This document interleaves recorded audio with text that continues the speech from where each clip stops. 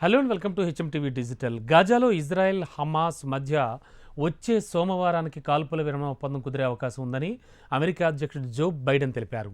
మరి ఆ దిశగా కొనసాగుతున్న చర్చలు తుది దశ కూడా చేరుకున్నాయని ఆయన వెల్లడించడం జరిగింది.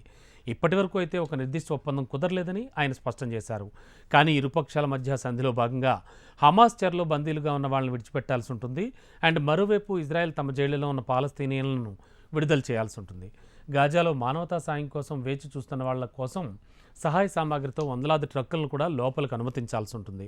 దాదాపు 6 వారాల పాటు కాల్పుల విరమణ కొనసాగొచ్చని కూడా తెలుస్తోంది. ఇదే విషయమై హమాస్ మినహా వివిధ పక్షాలకు చెందినటువంటి ప్రతినిధులంతా కూడా గత వారం ప్యారిస్లో సమావేశమైనట్లు అమెరికా జాతీయ భద్రతా సలహాదారు జేక్ సెవెలిన్ వెల్లడించారు. సంధి ఖరారుకు అడ్డంకిగా ఉన్న అంశాలు చర్చించినట్లుగా కూడా తెలిపారు. అనంతరం ఈజిప్ట్, ఖతార్, అమెరికా నిపుణులు, ఇజ్రాయెల్, హమాస్ ప్రతినిధులతో భేటీ అయినట్లుగా కైరో అధికారిక మీడియా సైతం వెల్లడించింది.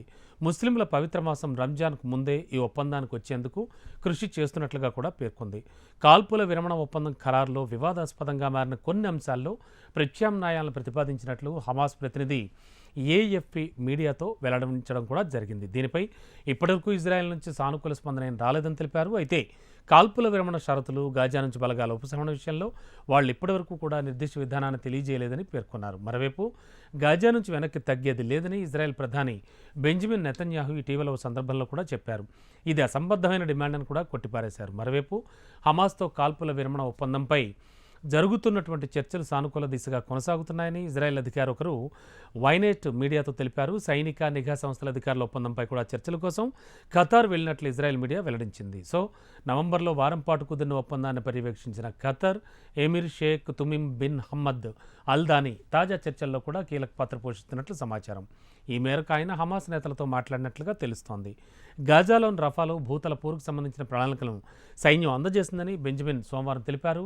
ప్రస్తుతం రఫాలో 14 లక్షల మంది ఆశ్రయం పొందుతున్నారు. వారికి ఇబ్బంది కలగకుండా పోరు ఎలా సాగించాలనేదే కేబినెట్లో చర్చించామని నెతన్యాహు సైతం వెల్లడించారు. అయితే ప్రస్తుతానికి జో బైడెన్ అమెరికా అధ్యక్షుడు చెప్పినటువంటి వ్యాఖ్యలు, ఆయన చేసిన వ్యాఖ్యల్ని బట్టి చూస్తే అతి త్వరలోనే, సమీప భవిష్యత్తులోనే ఇది ఖచ్చితంగా క్లోజ్ అయ్యేటువంటి ఛాన్స్ కూడా ఉందని తెలుస్తోంది. మొత్తానికి యుద్ధం ముగిసే దిశగానే వెళ్ళాలి అని కూడా ప్రపంచ దేశాధినేతలు కూడా కోరుకుంటున్నారు.